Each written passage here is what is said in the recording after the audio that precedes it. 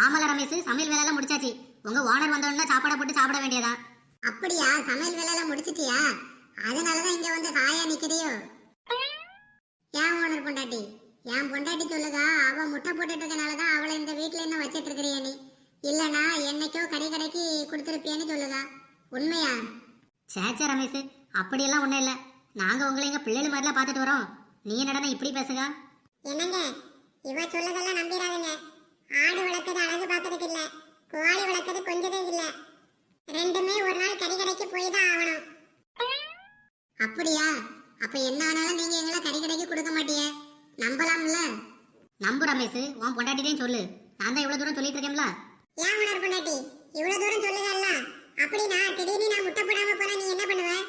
நீ முட்டை போடாம போனா நான் என்னடி பண்ண முடியும்? உனக்கு பதிலா நானா முட்டை போட முடியும்? சின்ன பொண்ணு, சின்ன பொண்ணு, நான் சொல்லி நம்பலல்ல. இந்த உங்க ஓனர் வந்துட்டாரு. ஓனர் கிட்ட கேட்டே உங்க சந்தேகத்தை எல்லாம் தீர்த்துடுங்க. என்ன சின்ன பொண்ணு, ரமேஷுக்கு பொண்டாட்டி கூட என்ன பேசிட்டு இருக்கா? என்னங்க, ரமேஷுக்கு பொண்டாட்டிக்கு ஒரு சந்தேகம், அதை நீங்களே தீர்த்து வச்சிருங்க. சந்தேகமா? என்ன சந்தேகம் சின்ன பொண்ணு? அதை நீங்களே கேளுங்க. என்ன ரமேஷுக்கு பொண்டாட்டி, உனக்கு என்ன சந்தேகம்? கேளு. அது ஒண்ணு இல்ல ஓனரே, நான் இப்ப முட்டை போட்டுட்டு இருக்கனால என்னைய வீட்ல வச்சிட்டு இருக்கறியே. திடீர்னு நான் முட்டை போடுறத நிப்பாட்டிட்டு இன்னும் முட்டை கிடைக்காதுன்னு தெரிஞ்சா என்னைய கடைக்கு வித்துருவியே தானே? சேச்சே, உன்னைய ஏண்டி நான் கறிக்கடைக்கு கொண்டு போய் விற்க போறேன்? அப்படியே ஓனரே, உண்மையாவா சொல்றியே? நீ எப்ப முட்டை போடுறத நிப்பாட்டுறியோ, உங்ககிட்ட இருந்து முட்டை என்னைக்கு கிடைக்காதுன்னு எனக்கு தெரியுவோ, அன்னைக்கு நானே உன்னை அடிச்சு குழம்பு வச்சு சாப்பிட்டுருவேன். நான் ஏன் கறிக்கடைக்கு கொண்டு போய் விற்க போறேன்? அட பாவி ஓனரே, அப்ப என் பொண்டாட்டி சொன்னது உண்மைதான். அவ முட்டை போடுறது வரைக்கும் தான் அவ உயிரோடு இருக்க முடியும் போல. இந்தா பாரு ரமேஷ், உன் பொண்டாட்டியாவது முட்டை போடுறது வரைக்கும் இருப்பா.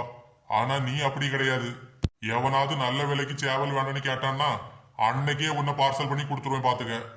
ஓஹோ, அப்படியே ஓனரே? அப்படின்னா நான் சொல்லதையும் கேட்டுடுங்க. எவனாவது என்னைய கேட்டு வீட்டு பக்கம் வந்தானே வச்சிடுங்க, அன்னைக்கே நான் என் பொண்டாட்டியை கூட்டிட்டு வீட்டை விட்டு ஓடி போயிருவேன் பாத்துடுங்க.